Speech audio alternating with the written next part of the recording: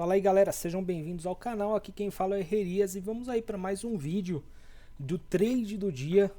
Agora são exatamente meio-dia e 4 do dia 25 de novembro de 2025 e já finalizei o dia aí. Como vocês podem ver, aqui foi mais um dia de game e vamos ver como é que foi mais o trade do dia de hoje, o que eu enxerguei no mercado e vou trazer uma dica para vocês aí. Que talvez vocês não estejam percebendo nos meus vídeos e eu vou tentar esclarecer um pouquinho mais aí, uma coisa que talvez vocês ainda não pensaram ainda, tá? Bora lá. Bom, índice futuro no gráfico diário, o que a gente percebe? A gente percebe aí uma clara tendência de alta, uma clara tendência de alta. Ocorre que o índice aqui no Candle 225 ele fez um toque na média de 20, ele realmente sentou na média de 20, ela segurou o preço. E no Candle 226 era um candle que ele deveria dar aí uma continuidade nesse movimento de alta do índice. Então eu esperaria que ele fizesse esse movimento e um candle aí de força, continuando o movimento anterior, tá? Para que de repente ele pudesse subir, fazer um pivô de alta ou pelo menos testar essa região de topo. Não foi o que aconteceu no Candle 226, ele já se mostrou um candle de indecisão. Ah, Rodrigo, mas o corpo dele é branquinho, o corpo dele é de alta. Sim, mas a cor do candle não é tão importante ou ela não é tudo, não é 100% das informações que o candle quer nos passar, tá? Tem muito mais além disso. E a história que o Candle 226 está contando é uma história de que o mercado não sabe se realmente ele quer continuar subindo, como indicou aí o Candle 225. Você concorda comigo que no Candle 225 o mercado, quando abriu aqui e subiu, né, entrou muita força compradora, a galera falou, opa, vamos comprar que o preço bateu na média, nós estamos em uma tendência de alta e a gente quer ir voltar a fazer testar topo aqui. Já no Candle 226 não foi bem isso, o mercado chegou a abrir forte, ele em determinado momento do dia subiu, caiu e recuperou e fechou aí com uma leve alta, praticamente no 0 a 0. Ele, além dele próprio dizer que não sabe para onde vai, a gente vê inclusive até o volume aqui, ó, abaixo da média, corroborando tudo isso. Além dele dizer, que dele próprio sozinho indicar isso, ele também traz a informação de que, opa, a galera que comprou aqui não se animou para comprar aqui de novo. Porque se ela tivesse se animado, teria feito um candle de força novamente. Não foi o que aconteceu. A prova disso é que ele não conseguiu nem fechar acima da média de 9. Na sexta-feira passada, o Candle 226 aqui, tá? Isso daqui me indicaria o seguinte, como de fato me indicou. Uma tendência de alta, como eu falei para vocês, mas uma possibilidade de pelo menos uma consolidação aqui entre as médias, tá? Era isso que eu pensava para o dia de hoje, era esse o viés que eu estava no dia de hoje. A gente vê inclusive um ponto positivo para compra, né? Que essa região aqui que a gente já traçou faz muito tempo, se vocês pegarem meus vídeos aí atrás, vocês vão ver que faz dias ou semanas aí que eu já tracei essa linha, ela continua servindo como uma região de suporte, tá? Mesmo o candle, olha só, vamos lá, candle 224 bateu exatamente nela e não conseguiu fechar abaixo. Candle 225 violou a região dos 156 e 270, mas acabou fechando acima. Candle 226 tentou violar também, mas acabou fechando acima. O candle de hoje, candle 227, por enquanto está acima da região de 156 e 270. Lógico que em algum momento da história, né, essa linha vai falhar, obviamente, mas por enquanto ela está me servindo muito bem como uma região de suporte, tá? Dito isso, se a gente for lá no Heikin Ashi, a gente vê que no Heikin Ashi ele indica aí um viés mais de venda também. para o índice. Olhem o Rikiashi, por isso que eu falo, olhem sempre o Rikiashi. Assista aquele vídeo aqui do meu canal, é o vídeo mais acessado aí do meu canal. Assistam que vocês vão gostar, tá? Então eu estava com esse viés. Eu estava com um viés, portanto, de, embora houvesse uma tendência de alta, o meu viés era de que essa tentativa de repique poderia falhar no dia de hoje, e o Rikiashi estava me confirmando essa informação. Por isso eu iria buscar vendas. E aí a gente cai para os 5 minutos. E nos 5 minutos o índice fez uma bagunça, malereta, mezenga, Berdinazzi no dia de hoje. Olha só. O índice abriu com essa barra de força. Eu já cheguei vendendo aqui. Depois eu vendi um pouquinho mais aqui. E com essa barra de força eu me assustei na hora da venda. Eu falei, ixi, ele vai para cima, né? Apesar de que eu tinha uma certa convicção. Qual que era a minha convicção? A minha convicção é de que essa pernada aqui de alta, que foi uma bela pernada, ela não seria uma pernada válida. Ou pelo menos ela não seria uma pernada que eu devesse considerar como um movimento claro de alta. Tá? Por mais que ela tenha sido forte. E por quê? Porque observe aqui, pessoal, o horário que ela se deu. Ela começou a subir às 6 horas da tarde, praticamente. Sem qualquer volume. Olha só. Sem qualquer volume. Isso daqui foi só uma subida aleatória aí para tentarem bagunçar a cabeça de CPF. Para tentarem bagunçar a cabeça de pessoa física, tá? Então eu tinha essa convicção também no começo do dia, de que essa alta provavelmente seria uma alta, entre aspas, fake, beleza? Bom, segundo candle do dia, eu realizo a minha parcial, meu scalpzinho que eu vendi aqui, eu realizo aqui, continuo posicionado na venda e já me animei aqui. Por que eu me animei? Porque a princípio estaria sendo confirmada o meu viés lá do diário. Lembra que eu falei do viés do diário? Embora a tendência esteja de alta, haveria aí uma possibilidade de continuidade na queda. Então, estaria sendo confirmada essa viés do diário, estaria confirmando essa subida fake, que eu imaginei que fosse, tá? E também estaria dando aqui um padrão de reversão, né? Um padrão aí de torre gêmeas ou de Bear 180, como vocês quiserem chamar, indicando uma possibilidade aí de queda no mercado, tá? O mercado não dá continuidade, candle 3 faz um candle de indecisão, pavis enormes, e aí eu já começo a imaginar que vai ser um dia de lateralização novamente e um dia bastante volátil pelo tamanho dos candles e dos pavis, tá? No candle 4 ele continua aí o movimento do candle 2, o que me deixa animado, mas o meu alvo estava longo, tá? Meu alvo estava aqui para baixo da mínima dessa pernada aqui, dessa mínima aqui, desculpa.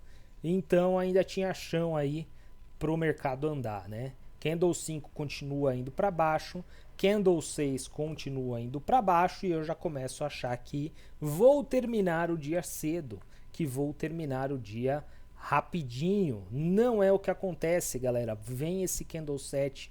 Esse candle 7 é um candle de força, ele é um candle comprador, tá?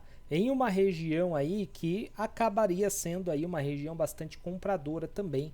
Toda essa região aqui é uma região compradora, tá? Inclusive, se vocês observarem, a gente pode ver o seguinte, né? O mercado tentou cair fora dessa região, voltou para dentro e voltou a brigar em toda essa região aqui de sexta-feira. Depois disso, candle 8 faz uma indicação de que, olha, eu não quero continuar. Não deu continuidade ao candle 7 e isso me animou bastante. Eu imaginei que o mercado pudesse fazer algum movimento assim, ó. E aí sim, pegar meu alvo, que estava mais ou menos, estava mais ou menos aqui para baixo, tá? O que ele veio e aprontou? Esse candle aqui. Esse candle me deixou preocupado. Esse candle me assustou, tá? Mesmo assim, eu acabei conseguindo fazer algumas defesas aqui, consegui fazer alguns scalpzinhos aqui em cima, tá? Ou seja, eu esperei ele voltar a chegar numa região de resistência para começar a trabalhar o meu preço novamente, ok? Ele volta de forma fulminante no candle 10.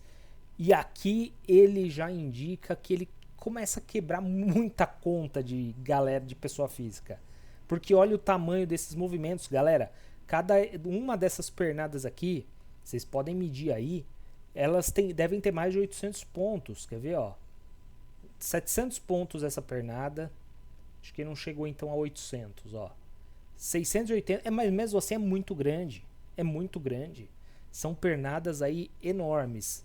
Só que, qual que é o movimento que o índice está fazendo? Esse movimento aqui, ele está totalmente travado. Por mais que essas pernadas sejam grandes, né, é uma volatilidade enorme para um candle só, galera. Uns 5 minutos. É um candle de 5 minutos. Ele está travado, por maior que seja a volatilidade. Mesmo assim, o candle 10 mostrou que ele poderia aí continuar uma queda, mas mais do que isso mostrou que ele poderia parar novamente por aqui, tá? E aí o que ele faz no candle 11? Ele marca aí um possível fundo de novo, faz um candlezinho de reversão ou uma tentativa de reversão. Prestem atenção em candles assim, em dojis ou em candles com grande pavio e corpo pequeno, pessoal, em regiões de suporte e resistência. Geralmente, quando acontece esse tipo de candle em regiões de suporte e resistência, tá? É um indício de que o mercado pelo menos parou para pensar se quer perder a região de suporte, como é o caso aqui, né? Ou não.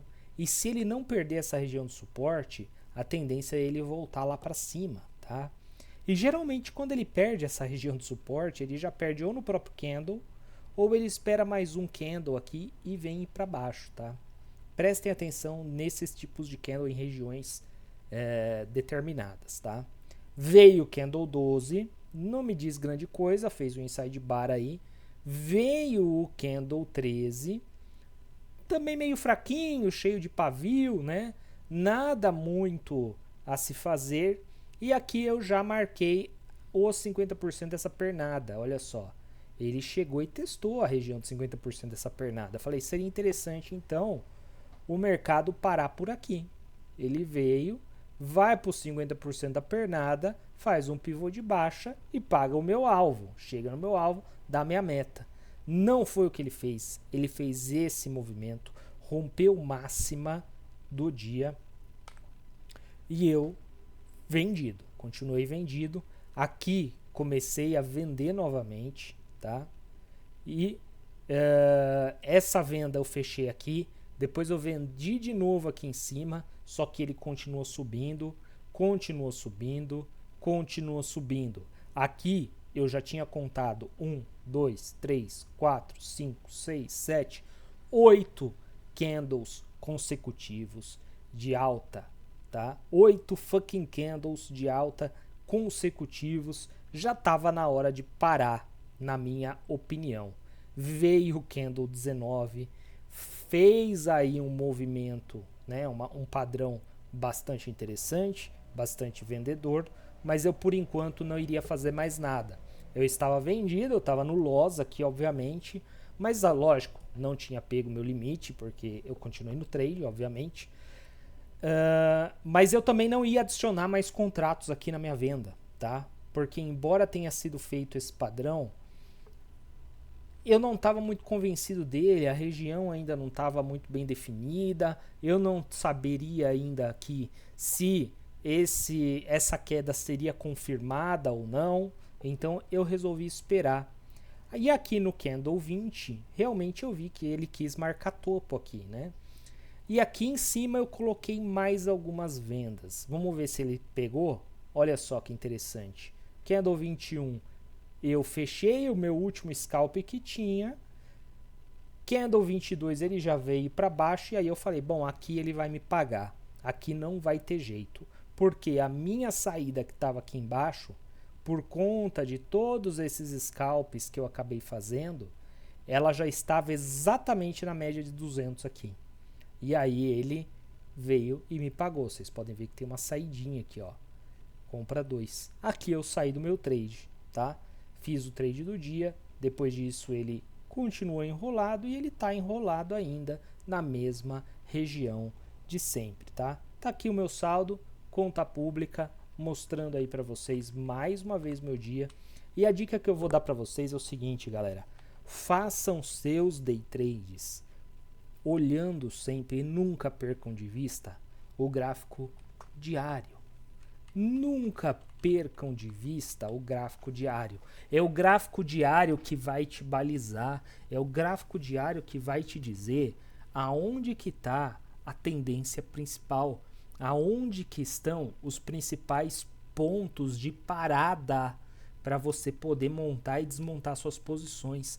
É no gráfico diário que os candles vão nos contar aonde que os big players estão posicionados, de que lado que eles estão, quem está vencendo a briga, são os ursos ou são os touros? É pelo gráfico diário.